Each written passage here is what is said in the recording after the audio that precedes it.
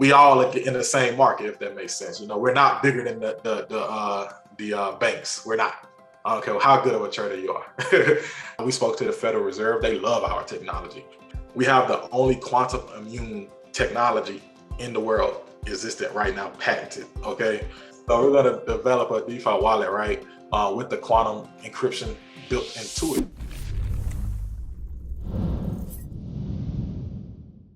Welcome back, everybody. Another episode of the Institutional Insights series hosted by Charter, sponsored by the FX Summit. If you guys haven't already grabbed your tickets in the link below. Louis, welcome to the Institutional Insights series. I appreciate you, man. I'm glad to be here. If you guys don't know, Louis, entrepreneur, philanthropist, investor, former professional athlete. Louis, do you want to give the folks a quick background on yourself?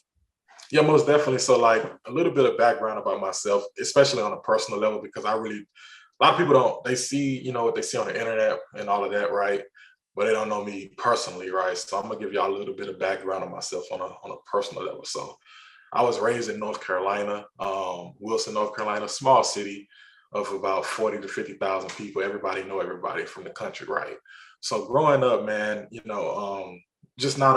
it's not a lot of people out of my city that really do a lot for themselves, but it's changing now. A lot of things are more progressing now, but during my times, man, it was hard. So like growing up, seeing my family struggle, that's what intrigued me to get, wanted to be an investor. You know what I mean? Just having my grandmother, she used to give me all she had. If it wasn't for her, I wouldn't even be here right now, to be honest with you. Especially for my granddad as well, because they raised me. Okay. And, I was blessed to have sports, obviously, but, I always had an investor, entrepreneur mindset. How can I make my money work for itself? That was always my mindset. So in the 12th grade, that's when I really started. I took a class called Avid in my high school, and that class taught me life skills. And that class taught me time management. It taught me organizational skills. And then it also introduced me to financial literacy. I already wanted to be an investor, but growing up where I'm from, you don't know how you're going to do that. Like, how do I even go that route? You know what I'm saying? So that's when I started reading the books in that class and, just learning about mutual funds, IRAs, how to save your money, like just the simple things, right? We're not even talking about Forex, crypto. I ain't even got there yet. So just the simple things, that's where I really got my foot wet in this investing world. Like just understanding, like, dang, if I put a certain amount of money in a IRA or something like this every month, I could have this 50 years from now. Okay, I was like, dang, I'm young, I can do that. You know what I'm saying? But then it became a point when I went to college at LSU. Well, first off, when I went to LSU, right, when you get on campus, you feel like you big dog. You know what I'm saying? Like you about to play, you about to start. So I got, pretty much that year was my roadblock. You know what I mean? This was 2013. So when I went to LSU, like I thought I was gonna, start and all of those things, but the opposite happened. It's ironic because my first game was in the Dallas Cowboys stadium, by the way. But you know what I'm saying? Say what now? I was gonna say there's a little foreshadowing here for him. Yeah. Like I'm just letting them know. So like, but when I didn't play my freshman year, I was like, dang, how will I go to the NFL with no football film and not even playing on the field? Like, how is that even gonna happen? So at that moment in time, that's when I knew like I had to figure something out. Like I can't go back where I'm from, because it ain't nothing there for me, and I want to be a success. It's either be very successful or don't have nothing. So it wasn't no in between. So for me, at that time, that's when I really started getting into trading. And like, I went through a lot of ups and downs, like every trader, man. Like, you know how it is. You lose a lot of money, you make a lot of money. But I was one of the ones that, like, in college, you get stipends. You know how, like, as an athlete, 4-hour scholarship, you get a little bit of stipends every month. So I saved my stipends. I saved my Pell Grant. You know what I'm saying? Like I was saving it because I learned that in 12th grade, saving and investing and stuff like that. And then, pretty much though, what really got me first off to even look into trading was when I was investing into a mutual fund that I had my own investor. I mean, not investor, but financial advisor. Like as soon as I was able to invest, like literally I went to Edward Jones. So like, but then like I was like, dang, like I keep giving them my money every month. What are they doing behind the scenes? Like like I want to do what they doing behind the scenes, who handling all the money. Right. So that's when it opened my mind. I always wanted to take that next step. So that's when it opened my mind, and then I started researching hedge fund managers on YouTube. I used to do a lot of YouTube and like research hedge fund managers. You look at their lifestyle, you look at who they are. Like you don't even know these people, but they're the most wealthiest people in the world. And like that stuff intrigued me, man. And that's when I really knew what I wanted to develop outside of sports from a skill perspective, because sports was a thing that it's a skill that made me money, right? But my freshman year in college made me realize I needed another skill to make me money. Because if I didn't have another skill outside of sports, which can't last forever, how will I make money? You see what I'm saying? Like, what will I do with myself? So that's when I really, studied, bro. Like, I literally used to have my charts out in class. Students used to be at LS used to be like, "What you doing?" I used to be like, "Trading." You know what I'm saying? I was just trying, learn, do everything I could, to really hone this skill. And like I did binary, I did everything. Binary option, I got into that, lost a lot of money, made a lot of money. It's trial and error, because at that time, it was not a lot of material out there. As far as learning, I read a lot of books and PDFs, and that's literally what I did, and watched a lot of YouTube videos, supply and demand, price action, and these things like that. But I just had to give it a psychological aspect, because I used to be risky. As a male, you like risk. I like to take risks. So like when I first got into it, like I was a risky person. You know what I'm saying? I'll just be honest with you. But I knew that's what's not gonna make me successful in this industry. So I had to really learn to control my mindset, that like it's gonna come regardless. But that's what made me get into the CTA space. And because I was like, well, if you can leverage other people's money, you don't have to have the money. So, but that's when I became a little consistent. You don't have to be the best trader in the world, right? As long as you're making consistent returns, that's all that really matter. So, and this is all before prop trading. This is all before everything. So, I mean, just to kind of walk you guys through, because I feel like you're underselling your story. So, okay. James B. Hunt High School, right?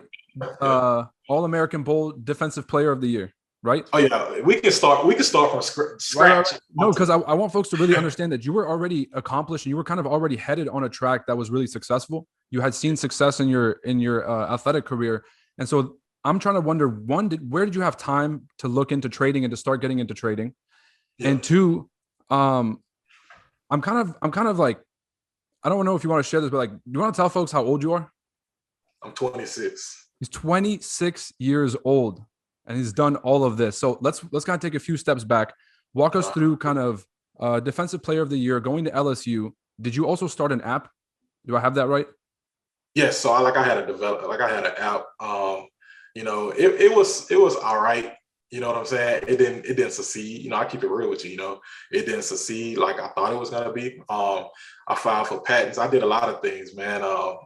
At a young age, I had a lot of ideas, man. I'm a real entrepreneur. You know what I'm saying? To be honest, and but that's how everything fell in place for my life, though. To be honest, as well, because if it wasn't for me always coming up with different things and ideas and always trying to be persistent in what I want to be, I wouldn't be where I am now. A lot of things just fell in place, and I don't have the explanation of how. You know what I'm saying? Like, right. I really don't have that explanation, and that's just the honest truth. But in high school, I went, like I said, we're gonna start there, because in high school, even how I even got scholarships, I'm gonna even break it down like that. My freshman year of high school, you know what I mean? Basically, NC State came to my school, and that was my freshman year going to my sophomore year. And that was like, the coach was like, he's going to be a father figure for me, and because I grew up without a father, right? So he was like, he's going to be a father figure for me. And this was before I even like was balling like that in high school. You know what I'm saying? I'm gonna be real. Like, and then I went to their account, and this was literally before I was balling in high school. I went to their camp, and nobody could stop me at NC State. So did you always play defensive line? Always. Well, I played defensive line. I played tight end. I played kickoff return. Okay. I did all of that. I did everything in high school. And in middle school, I played wide receiver, tight end, defensive line. I did everything. Right. So like, but it was crazy though, because when I went to their camp, I went to a one-day camp, $20, because, like where I grew up, it wasn't like I ain't had the money like that, to be honest with you. But I went to their camp and like I balled out. Nobody could stop me. And with the type of person I am, I like to get straight to the point. So I asked them, I said, do I have a scholarship? This is my freshman going to my sophomore year. And they was like, yeah. I was like, okay, thank you. There you go. So I got my first full ride scholarship to NC State, like after my freshman year in high school, like between my freshman year and sophomore year. And then from there, it was history, bro. Like Carolina came, after Carolina came, because they rivalries, then South Carolina came. And then when South Carolina came, Clemson came. And then when Clemson came, Tennessee came. And then, it just kept going and going and going. Then I went to Ohio State. I committed to Ohio State because it was something that I never seen before. When I went to their school, man, I had went to their campus at the spring game. This was when Urban Meyer was there, and this first year, and then like it was 100,000 people at that spring game, and I never seen nothing like from small city where I'm from. It was like, dang, like this is crazy, because when I went there, like literally everybody was yelling my name like as a recruit, and I never had that before in my life. So like that right there was like a culture shock for me, and I committed but then I knew like, dang, I shouldn't have did that, because it was like I made a fast decision just based off of the hype at the moment, because it was something that never happened to me before because where I'm from. But like that opened my eyes, and then like literally, I'm gonna backtrack a little bit too, because when I really wanted to go to Alabama, you know what I'm saying? And I had went to their camp my sophomore year, and they put me against all the seniors. And when I went against all the seniors, they was like, I did good, because they was like, man, you killed it. I did what I had to do. But they said, when I bench 400 pounds, then they'll, do what they had to do for me. And then I obviously, when I went back to school and, got that. And then, but LSU came, and that was it from there. But like pretty much, LSU is a great pick. I mean, it kind of makes it sound like, oh, I took the last pick. Like, no, LSU is an amazing school, Yeah.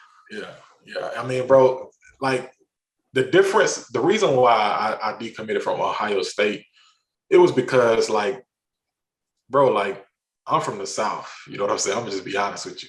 So when I went to LSU, I just felt like home, because I'm from the country, and like LSU has got that Southern hospitality, great food, it's just the great people. It's just all around. So like, it just fit me, my personality, and then it's a lot of people there. You network, they have a huge alumni base. So like networking and getting the right resources, it just made more sense, especially with the industry that I was trying to, what I'm trying to be as an investor, as a trader. Like it made perfect sense. Where are you originally from?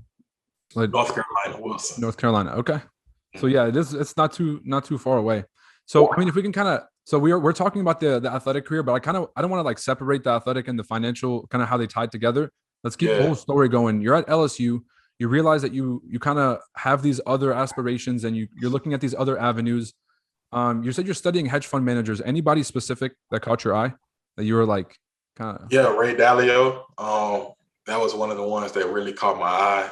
One of the people, just with his story, if you go read his story, and he's just one of the ones that really caught my eye. But then, I just used to watch a lot of YouTube videos and just see like what they was doing, what they was trading, first off, just the industry as a whole, and then lifestyle. Like when you see the lifestyle, bro, you can't turn back from that, because you're like, man, I can achieve the same thing that I can achieve in sports, but in this too, like you can't turn back from that. So like, that's because they all had one thing in common, a skill. It didn't like they all started out with $10 million, you know what I'm saying, or $1 million.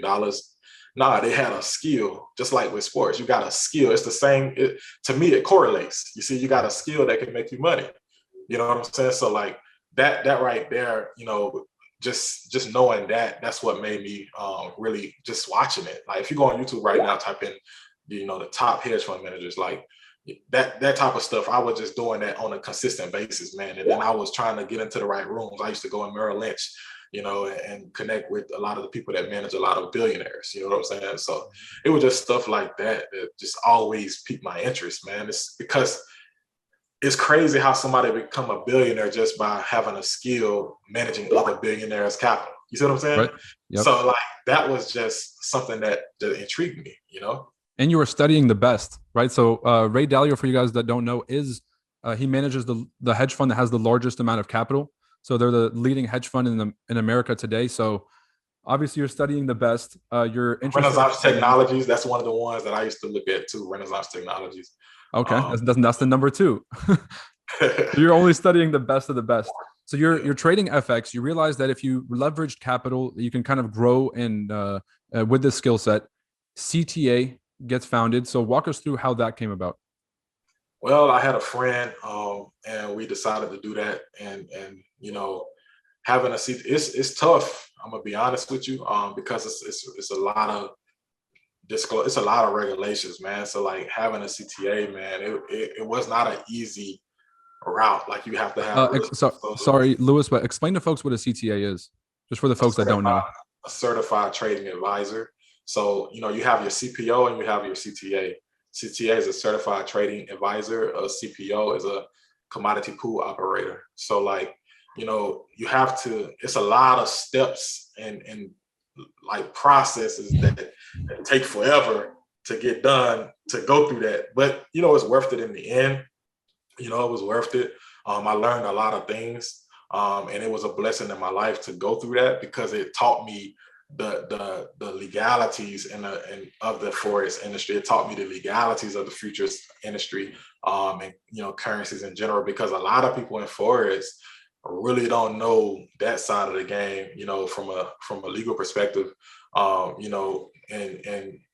just being honest, because everybody teaching these days, everybody throwing signals these days and doing that, but you don't really know the legalities. Now they're not going to say nothing, but it's just even just knowing what's possible or this and that, it's just good to always have that education aspect over the entire industry and not just from a trader perspective. I feel like as a trader, you need to know everything in the industry and not just from the charts, if that makes sense. For sure. That makes a bunch of sense. You kind of have to know the game that you're involved in, the rules, the laws, and kind of the ins and outs, not just the technicals. So, right. And then know the back end stuff too, like know the broker space, know the exchange space, know all the spaces, know the platforms you're trading on, know everything, don't just know the chart. I feel like that completes you if you're really a student of this entire industry. If someone says, Lewis, or someone's watching this and they're like, Lewis, I've been trading for a couple of years, but I don't really understand the back end. What's the most important things that I should start understanding first? Is it the brokerage side? Is it how my broker handles the money? Like, what should I really be understanding here? Yeah. So when it comes to that side, man, like you as a trader, obviously, everybody, wants the best trading conditions, how that works. But just understanding certain things, it's a business like any other business. The broker side is a business, the investment firm side is a business. Trading is a business overall. Like, so you have to understand what you're really up against. Everybody as a trader is on the same team, so that's one thing about traders, that everybody feel like they're better than everybody. No, it's a group, everybody everybody's on the same team. We have to trade with the banks, because at the end of the day, they control the market. So like, everybody on the same team. So that's one thing for me. I'm like, let's all, work together, because at the end of the day, we all on the same team. This is a business. The brokers it's a business. Now they have different models. You got your A book, you got your B book, and then you got your hybrid, you know what I'm saying? So it's just understanding each model of a broker, whether it's regulated, unregulated, whatever industry or whatever model you're into, just understanding that. But at the end of the day, it's going to boil down to you and the markets, and having the best trading conditions to trade at for whatever strategy that you have, for whatever to meet your needs, as a trader. But we all have the same targets. We all have the same goals. We all have the same, we all are in the same market, if that makes sense. We're not bigger than the banks. We're not. I don't care how good of a trader you are. So I don't want to make you pick sides. There's been a debate about regulated, unregulated, A book, B book. Is there a preference that you have, or is there something that you would tell traders to keep in mind when making those kinds of decisions about which Yeah, kind of most firm to definitely. work with? Yeah, most definitely. So like when it comes to regulated and unregulated, I'm gonna just break it down, to the T. So like when it comes to the regulated side, I mean, obviously, now we got to think about what regulations are we talking about? Are we talking about American regulations, or are we talking about getting a regulated broker in another country? Because it's two different regulations. So like as an American citizen, the only broker that can protect you is an American regulated broker. Just because a broker offshore is regulated doesn't mean it can necessarily fully protect you like an American regulated broker could. But here's the issue: in American regulated, the reason why a lot of the brokers left was because the Dodd-Frank Act, as we all know. So like it used to be a ton of brokers in America. I did my research, so like, but they all left due to that act, and a lot of them went offshore. So it doesn't necessarily mean it's bad to deal with an unregulated broker, but just know, it's unregulated. At the end of the day, it's all about the intentions of the broker. If the broker has been doing good business, then they've been doing good business, and that's all that matters. You know what I'm saying? Because at the end of the day, whether you're regulated or unregulated, they all can have this different business models. A regulated broker can still be a B-book broker or hybrid model. It doesn't matter if you're regulated or unregulated to do that. That's the business side. So, it's all about what type of business model they are as a broker and what fits your needs. Obviously, like I said, the only thing that can protect an American citizen is an American regulated broker. It doesn't matter if it's, a Belize regulated broker or anything like that. You know what I'm saying? It's still offshore. So like, you live in America, but I'm just, and then a lot of brokers obviously are restricting, American clients, and it's for a reason. The obviously the regulations of the government. Also, it depends on who's in house, who's the president, what part. It's a lot of things that go into effect of the decisions that brokers make in this industry. Hopefully it gets better and loosens up, but it all depends on who is in office and when it comes to the government. And then also, from the broker side. And a lot of people don't know it's the same on the crypto side as well. It's all the same. The only thing right now, crypto is very premature, so it hasn't caught up to Forex yet. But KuCoin is unregulated, right? So like everybody use KuCoin though, right? So like it doesn't really, necessarily mean it's bad. And it doesn't necessarily mean it's good. It doesn't. So as long as they're doing good business, that's what matters. So we had the founder of Oanda on this podcast, Yes. and when we asked him the question, he had the same answer as you, which is you kind of have to make your own value judgment about the intentions Yeah. of the people who are running that exchange. Then you and then you really have to like look at their track record and say, okay, if they have a good reputation, then that's kind of what you really want to be looking for. Is that fair? Yes, that is correct, because it's a business. You know what I'm saying? So as long as they're doing good business, that's really all that matters. And if you're comfortable there, you're comfortable there, right? Because the exchange space works just like the forex broker space. Little do a lot of people know. But it's just the same. As long as they're doing good business, that's really what matters. Okay, I kind of want to circle back and go and come back to some like behind the scenes stuff, because you've seen it all. You've seen the brokerage side. You've seen basically every chain, every part of the chain in the trading side. Yeah. So I want to come back and get you to kind of peek behind the curtain. But 2017, you get drafted to the NFL, Dallas Cowboys, but also you co-found a company called Developer Square. Yes. Yeah. Same time. So how first off, how you keep doing all these things at the same time? How are you getting drafted to the NFL, to the Dallas Cowboys, and you're launching this if you can speak on it? Well, yeah. So the reason why, like, the companies that I get into and do is more so because I'm gonna be doing something with it on myself anyway. So like Developer Square, we develop apps and all of these things, websites and stuff. So I mean, every product that I'm coming out with or any business that I'm doing now, I just do it myself. You know what I'm saying? With my same team, instead of having to outsource or do anything else with any other company. So that's the reason why. I look at investing like that. If I'm investing into things that I'm going to use myself. You know what I'm saying? Because I'm looking to invest into the insurance business. Why? Because I'm gonna pay for insurance. So why not own an insurance company? And so I'm gonna get my insurance license. So you see what I'm saying? So like, hold on now. All right. You know what I'm saying? You're gonna use. I look at investing like, let me invest into things that I'm gonna be using on a daily basis. So that's the reason why I started that, because I'm gonna be using it. With every other business that I'm starting. So that's that's my mindset. That's my mentality. I met, and it's crazy. You know, you don't even know this, but I met the CEO of Bittrex, Bill Shahara, and that's how I gained a lot of the knowledge that I have in that industry as well. I just want to put that there. Yeah, I gained all my cryptocurrency exchange knowledge because I met him, and like from there, when I used to go to events in Silicon Valley. I met the CMO of Facebook. I met a lot of people, the founder of DocuSign, and I met a lot of blockchain VCs, a lot of other exchanges.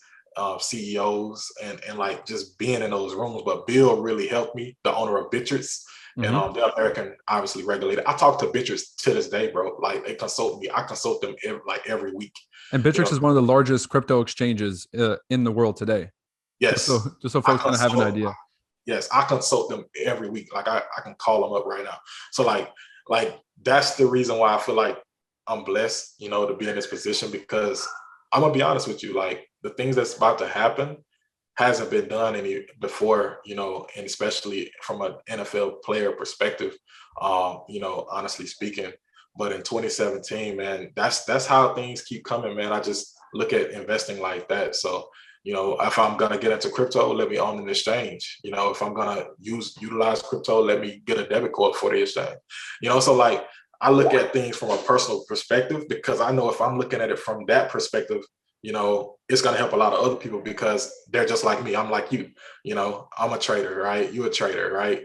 So I look at it from that perspective. You're going to use Bitcoin, right? And so you're going to create entities, right? So, I look at a lot of investments like, what will I use for myself? And then I know the way my mind thinks, I know a lot of other people that's like-minded like myself will use the same product, There we go. So building stuff for yourself, that's what most of the great companies were known for. It's like you run into a problem or you're constantly paying for something and you're like, well, why don't we do this ourselves? So that's really, top material. Is it true that you're the first African-American athlete to own their own financial investment firm? Yeah. Is that true? Having a CTA, no other person that's of color, and especially playing football at LSU ever done that,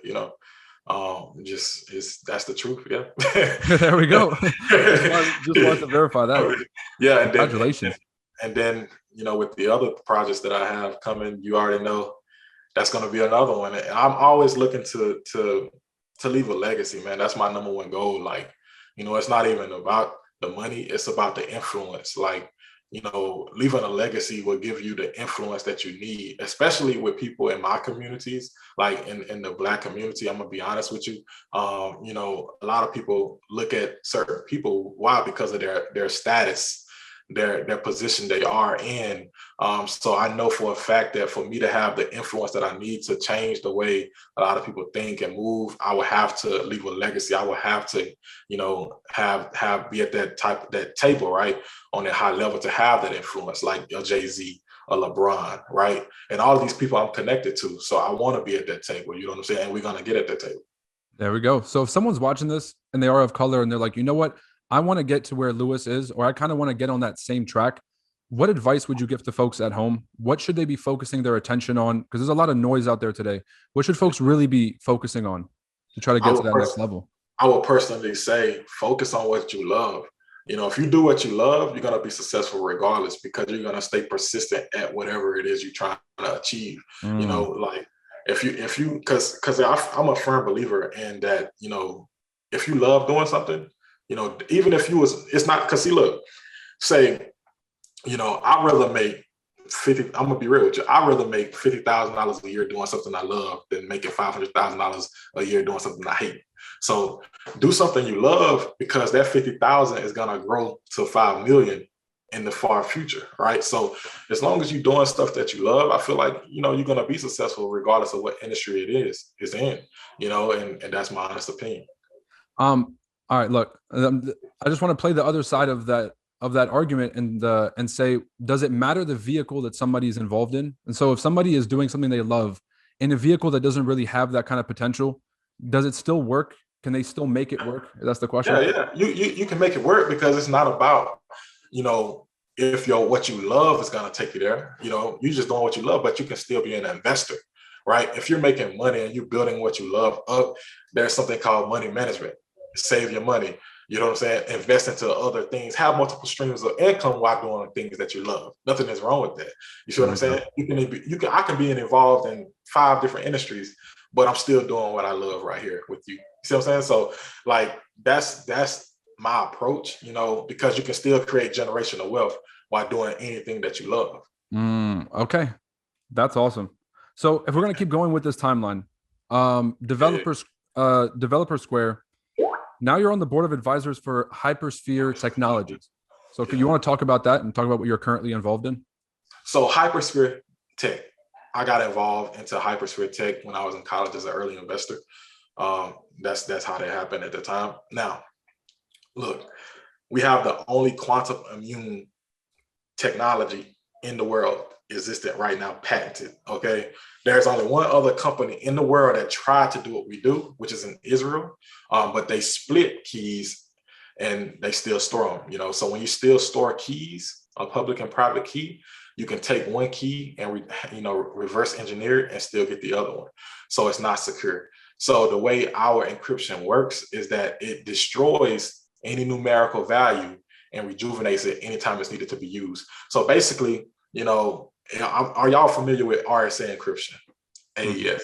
So RSA encryption is the encryption that we are using right now on this internet.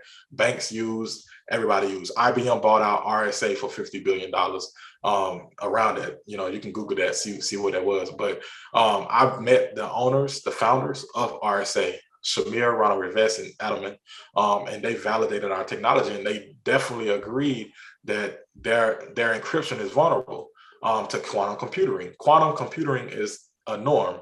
It's going to be a norm soon. IBM, a lot of companies in China, Israel, other countries are developing quantum computer. Well, they already have them, to be honest, but they're not being sold at retail yet. When they become sellable on retail level, that means current day encryption is dead. So if the current day encryption is dead, what's the vulnerability of blockchain? Is the public and private keys being stored, because it's still numerical values. A quantum computer can factor numbers simultaneously and hack anything that has a numerical value, because any number can be factored. So that's how valuable our technology is, because it doesn't store anything. When there's nothing stored, there's nothing to be hacked, stolen, or compromised. It cannot, you know what I'm saying? It's not stored. So think about it like this, I'm gonna go ahead and let you know, we're gonna develop a DeFi wallet with quantum resist, because can't nobody do it anyway, because we have the only technology is patent. So I don't care if I tell you anyway. So talk your shit, Lewis, talk your shit. So we're gonna develop a DeFi wallet, right? With the quantum encryption built into it. So that now nobody will ever lose their seed phrases ever again, because you know how if you store your seed phrase anywhere, your passwords or anything anywhere right now, if you lose it, that's it. That's everything. Well, with our encryption, it's never there in the first place, and you can bring it back anytime it's needed to be used. So now, if it, I forgot my seed phrases. Well, all I have to do is click revive, and it's going to revive your seed phrases. Now you can get back into it, but it's an algorithm that does that. And you will have to go understand the white paper, read the white paper to really fully understand how, why, and how, but that's how it works. Now, here's the next big thing, right? So a lot of people don't think about it like this. A lot of these exchanges, they get insurance policies, but nobody ever thinks about what if the insurance from the exchange gets hacked. There's always a worst case. Nobody ever thinks about the worst case. They only think about the worst case. So, so when you think about the worst case, you still need us. You see what I'm saying? Because for sure, you know what I'm saying? If there was nothing there, you wouldn't have to even worry about, that ever being a situation. Now, real quick, Lewis, I kind of just want to break this down for some of the folks that aren't really that deep into the space. So you guys understand right now, the security that exists in crypto is basically for today's computers, which can do a lot, but they can't do enough to break into this code that protects crypto.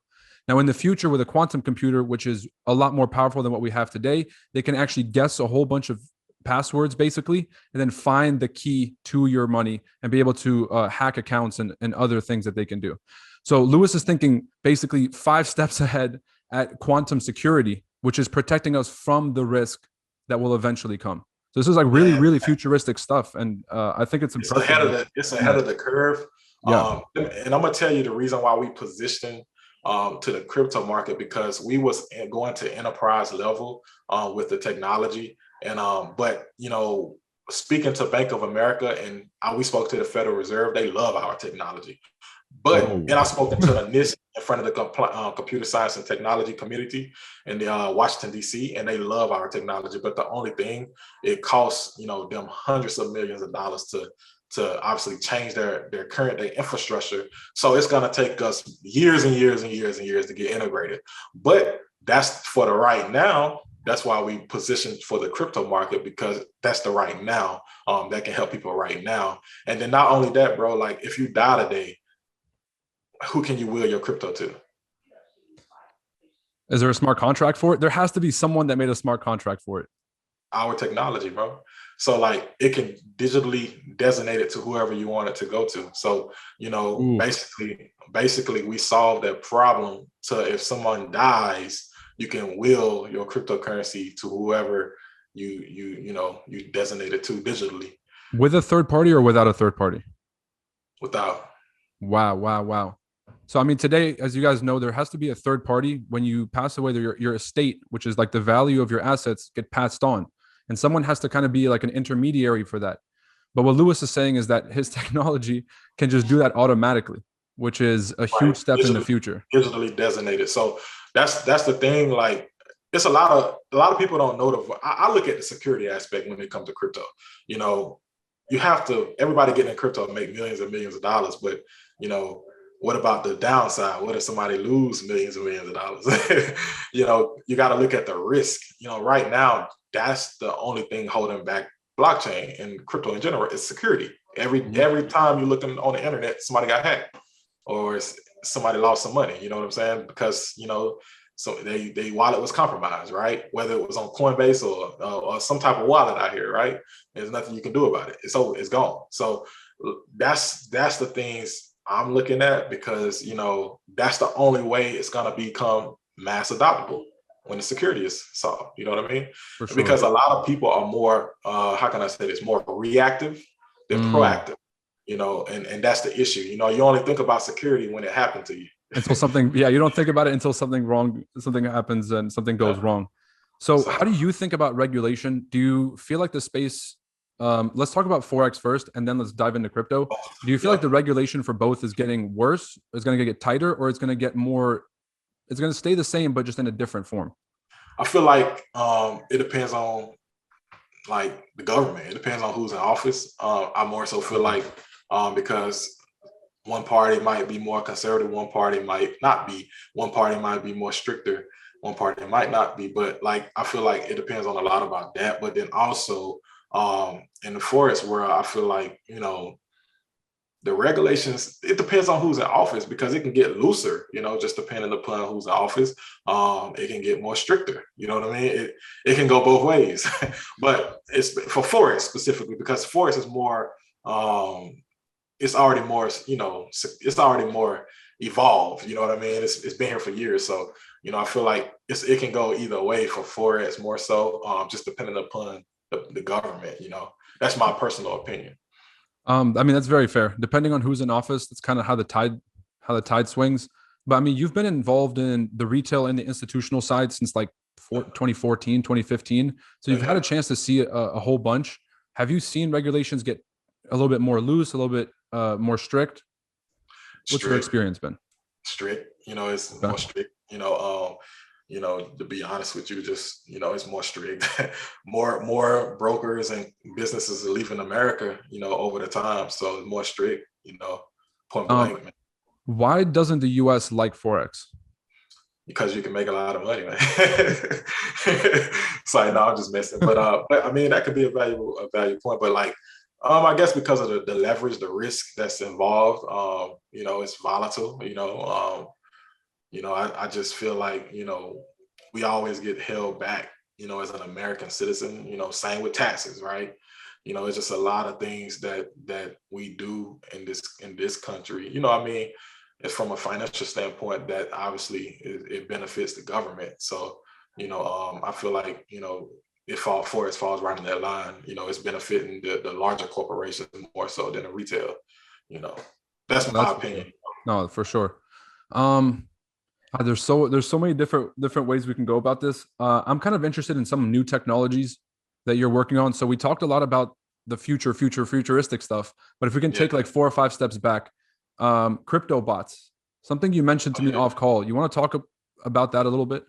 Yeah, so a lot of people right now is on the Forex automation, creating Forex bots. But to be honest, with how Forex is regulated and things like that, it limits you. It limits what you can do, right? Because obviously you can't. It's a lot of things that you can't do in Forex because of the regulations. But with crypto, that's the reason why the crypto box is the future, in my opinion. It's the next big thing because you can make more exponential returns.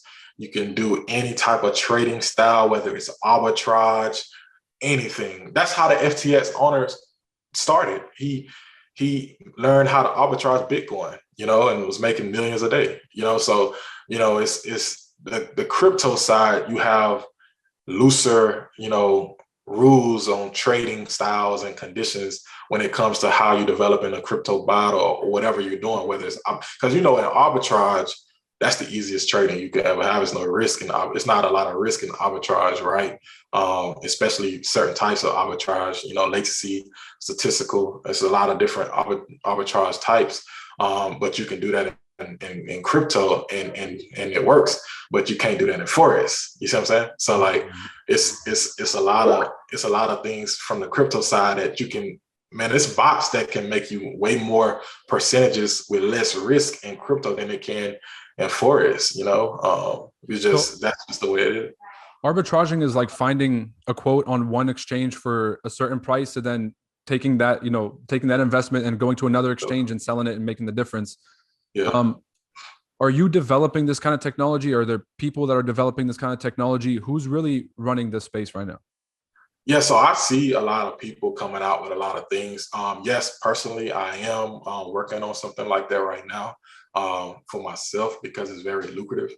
But yes, because when it comes, you can trade margin trading in crypto, futures trading in crypto. And based in USDT, you can trade any other cryptocurrency based in USDT.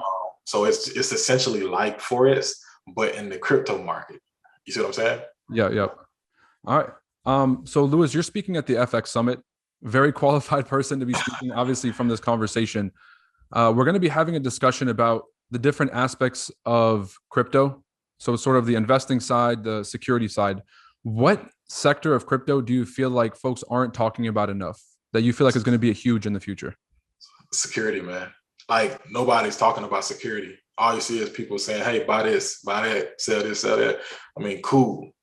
But like if you're really into crypto for the long haul, nobody's talking about security. I mean, you could have made a lot more money doing a bunch of other stuff, and security is something that's really hard to get down. It might take a lot of upfront investment. Why did you choose to go down that path? Because I want my own money secure. So like, I mean, I feel comfortable knowing that I can sleep at night. You see what I'm saying? If a tsunami come right now, I can sleep at night. You see what I'm saying? If it doesn't take me out, but but my crypto will still be there. You know what I mean? So like, yeah, for sure. So like, that's awesome. I'm just saying, man. So like, I just want to be able to sleep at night, man. If you invest a lot of money, you want it to be secure. I mean, just like you got your money in the bank. Why do you know what I mean? You want it to be secure. Do you sleep at night right now? So that's the thing. You want to be able to be comfortable in your investment. So that's why I focus on the security aspect. Now, don't get me wrong. Like I focus on the making the money aspect too when it comes to crypto because it makes a lot of money. Well, and let me go ahead and tell you this. I got into crypto in 2015, bro. I bought Bitcoin at $200 and I made a lot of mistakes. So when I made my mistakes, like literally, and I had SRP when it was around a penny back then in the 2016, 2017 run. So like, bro, I made a lot of mistakes. So believe me, I studied crypto to the T after I made mistakes, bro, because I could have made way more money than I made, bro, in crypto itself. And I watched like, remember Bittrex, they just getting started back then. So like I watched all of these exchanges grow from zero to billions, like real quick. So, just watching a lot of these things, making my own personal mistakes, it made me study the crypto market as a whole in general. Because now when you look at crypto, right? Bitcoin, for an example, the market moves with Bitcoin, right? It runs off of halving cycles every 4 years. So like understanding these things, the Bitcoin market has diminishing returns over every 4 years. So everybody's chances to make a lot of money is becoming more slimmer every 4 years. For sure. Slimmer. So just having to understand the whole market as a whole by making those mistakes, you see what I'm saying, made me, really, really not get no sleep by learning it, man. I really had to those lessons, because you make a lot of money, man.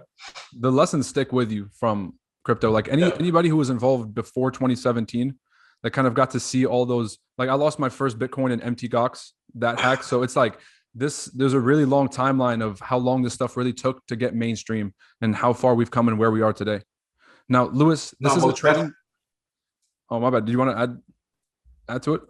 No, yeah, I want to answer your question.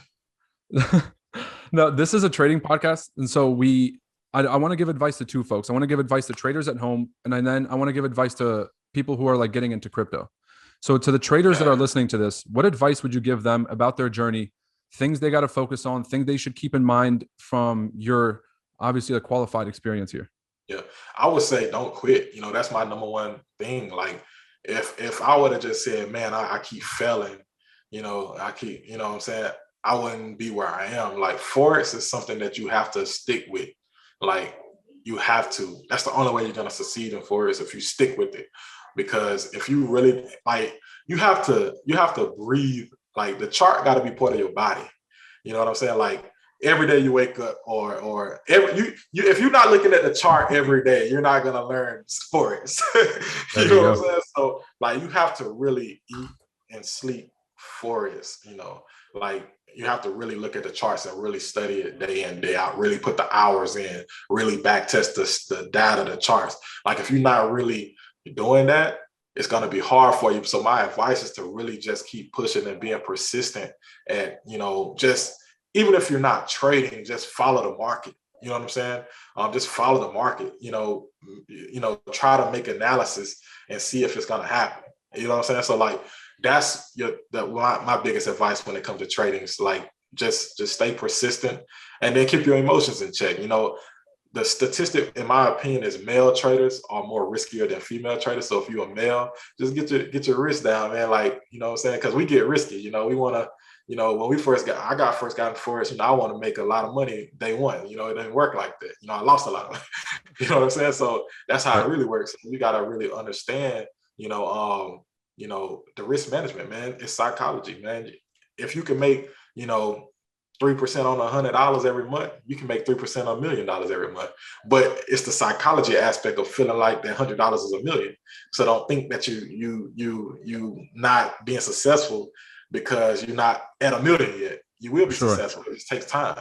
So, and they really got to develop the skills. Like you're saying that the same skill at 100 is the same skill you're going to need, but obviously the psychology is different. That's awesome. And I feel like it's harder.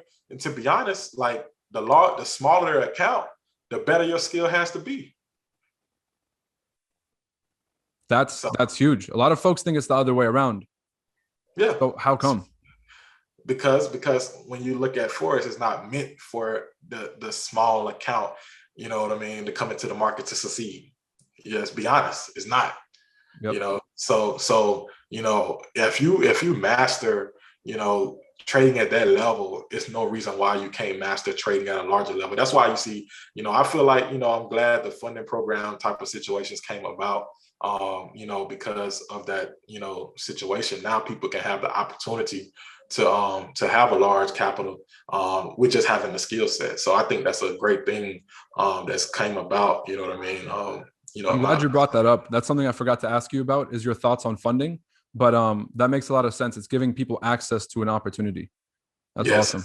Because that's something new, and it's getting very popular right now. And I feel like, it's like, making a lot of traders being born right now, like having the opportunity. Because I see a lot of traders, they never traded their money. They trade funding program money. They still making 5 figures, you know what I'm saying, every month. That's great.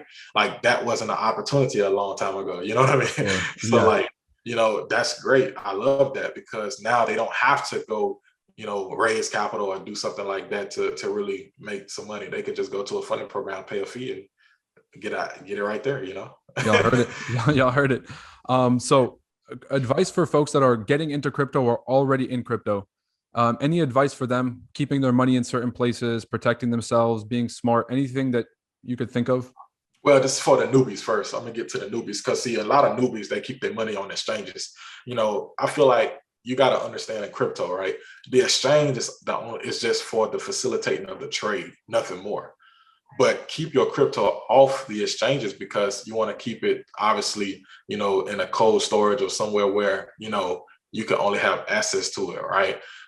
So that's for a lot of newbies right here that's watching, the exchange is just for trading, and the hardware wallet, or, keep everything, send it off the exchange to hold, you know what I'm saying? And then when you're ready to send it back to the exchange to trade it again, meaning buy or sell, do it. But that's a lot of newbies' mistakes. They keep it on the exchange just because they're not familiar with the market. But that's just a rookie mistake. You know what I mean? And then as far as what was the other part of the question? It was like somebody who's like already kind of in crypto. So it's not really they have a hardware wallet, they have a ledger, they have all these other types of wallets. Is there anything that they should be keeping in mind? Things about like picking projects or like getting in on hype, or anything that you see in the industry today that you think could be a trap for folks? Yeah, so crypto is all about timing, to be honest, and it all depends on your intentions when you get into the industry. Some people are in the industry, long-term investors. They wanna sit. They believe in this project and they want to hold and sit and blah blah blah. But then you have some investors in crypto that just want to trade it. Get in, make a lot of money, get out, and rinse and repeat.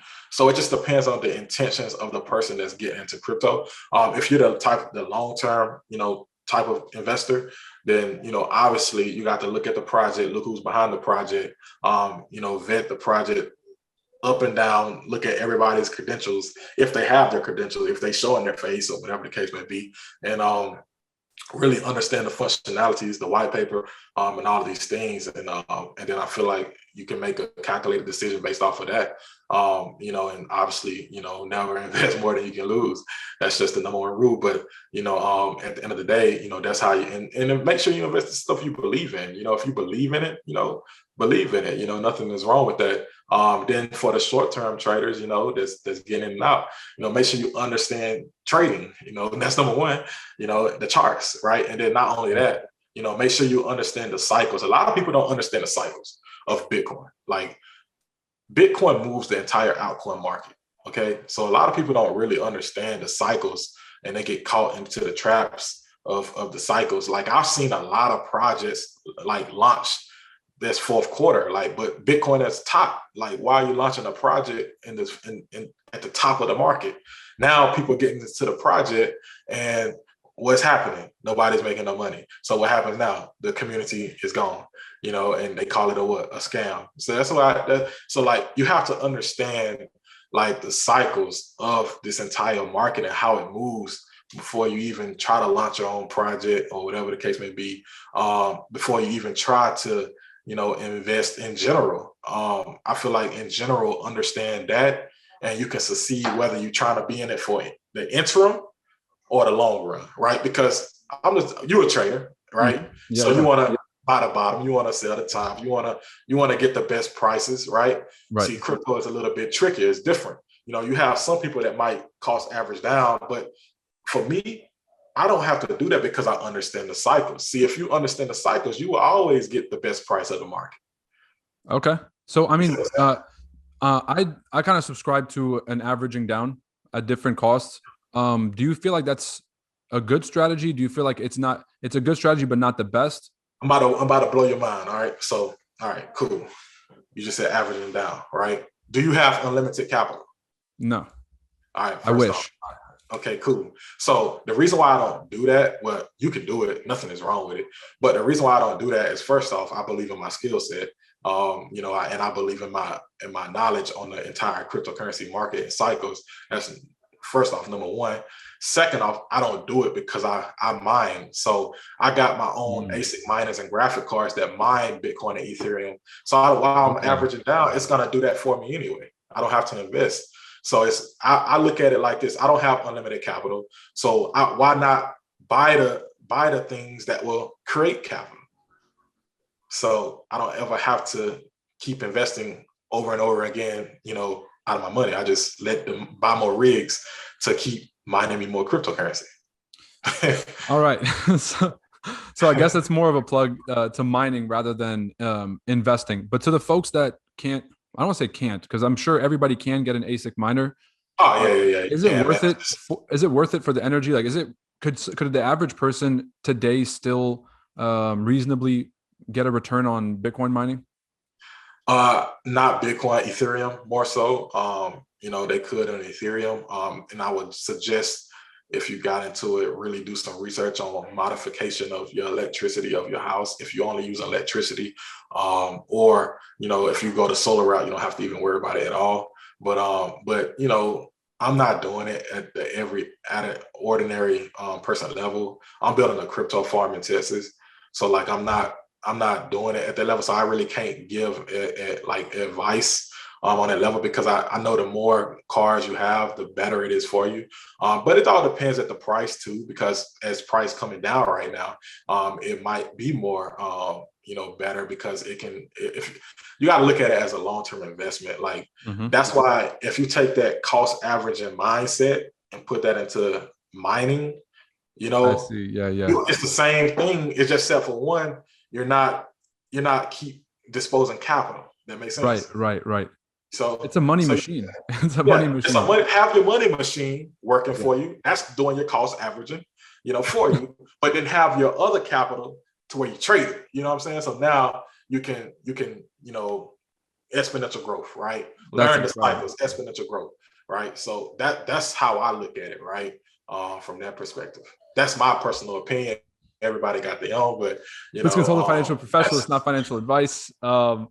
Louis, very busy man. I want to make sure I'm respectful of your time. I really appreciate you stopping by. We're going to have to get you on again for a round 2, because there's a whole bunch of questions I didn't get to ask. We're going to see you at the FX Summit in Miami, May 15th. Yes, sir. I'll be there. Looking forward to it. Thanks again for stopping by the Institutional Insights podcast. Really enjoyed this conversation. Thanks for stopping by, Louis. I appreciate you. Thank you.